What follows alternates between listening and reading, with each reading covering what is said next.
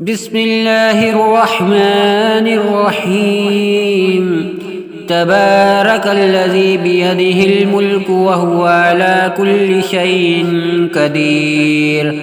الذي خلق الموت والحياة ليبلوكم أيكم أحسن عملا وهو العزيز الغفور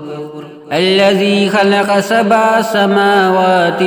طباقا ما ترى في خلق الرحمن من تفاوت فارجع البصر هل ترى من فطور ثم ارجع البصر كرتين ينقلب إليك البصر خاسئا وهو حسير ولقد زينا السماء الدنيا بمصابيح وجعلناها رجوما للشياطين وأعتدنا لهم عذاب السعير وللذين كفروا بربهم عذاب جهنم وبئس المصير إذا ألقوا فيها سمعوا لها شهيقا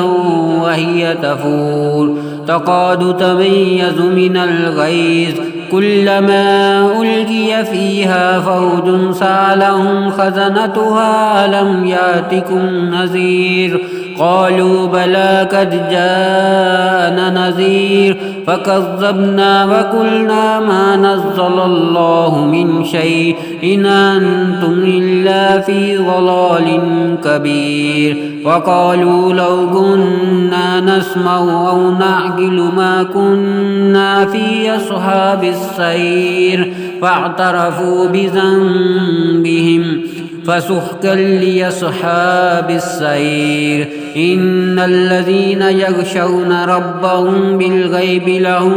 مغفرة وأجر كبير وأسروا قولكم أو اجهروا به إنه عليم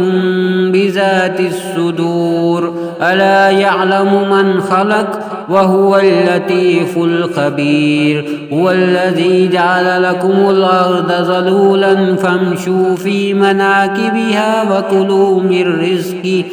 وإليه النشور آمنتم من في السماء أن يخسف بكم الأرض فإذا هي تمور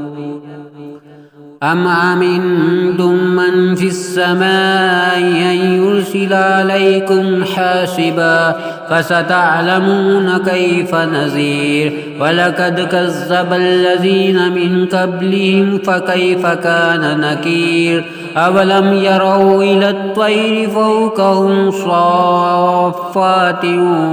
ويقبضن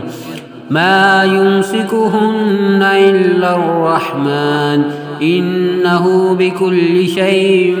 بصير أمن هذا الذي هو جند لكم ينصركم من دون الرحمن إن الكافرون إلا في غرور أمن هذا الذي يرزقكم إن أمسك رزقه بل لجوا في عتو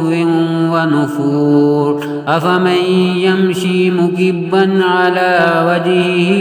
يهدى من يمشي سويا على صراط مستقيم قل هو الذي ينشأكم وجعل لكم السمع والأبصار والأفئدة قليلا ما تشكرون قل هو الذي زرعكم في الأرض وإليه تحشرون ويقولون متى هذا الوعد إن كنتم صادقين قل إنما العلم عند الله وإنما أنا نذير